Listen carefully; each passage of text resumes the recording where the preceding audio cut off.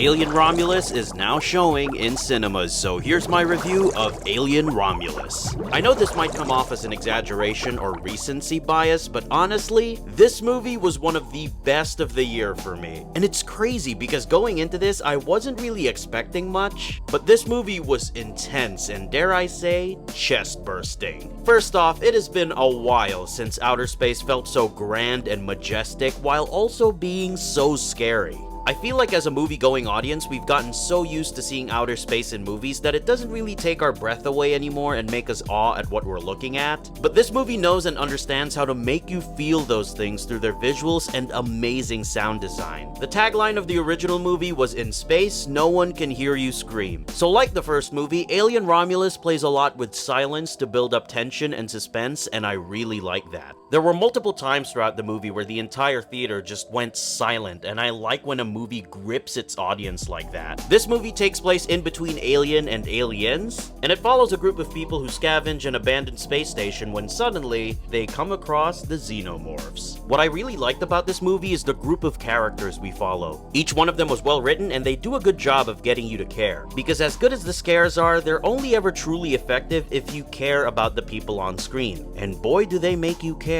Cailee Spaeny plays our lead character, Carradine, and she's shaping up to be one of my favorite up-and-coming actresses. I loved her in Priscilla and how vulnerable she was portraying that real-life person. But with this movie, you completely buy into her as this person forced into a very dangerous situation just trying to survive. And yes, you also buy into her kicking alien butt as well. I really hope being in this movie skyrockets her career to the mainstream because we definitely need more of her. I think it's a tough act trying to follow up Sigourney Weaver's Ripley, but Cailee Spaeny does a great job at holding her own in this franchise. I also like the moral tests that our main characters go through because time and time again their morals get tested, and I really like that. It's kill or be killed here, so this movie makes you ask, does being human with morals become a hindrance in a situation like this? I also think that this movie is a great tribute to the 80s style of filmmaking, because they use a lot of practical effects in here which looks so good on screen and adds a level of tangibility and realism that most modern blockbusters can't really accomplish with CGI. It also knows how to have fun because as scary as the Alien franchise could be, we still get these awesome 80s action hero one-liners, and Alien Romulus gives us a few awesome one-liners. There's one in particular that had my theater cheering. I like how this movie is very similar in structure to the first Alien movie, like when it comes to its pacing and the usage of silence, but still manages to keep things fresh and stand on its own.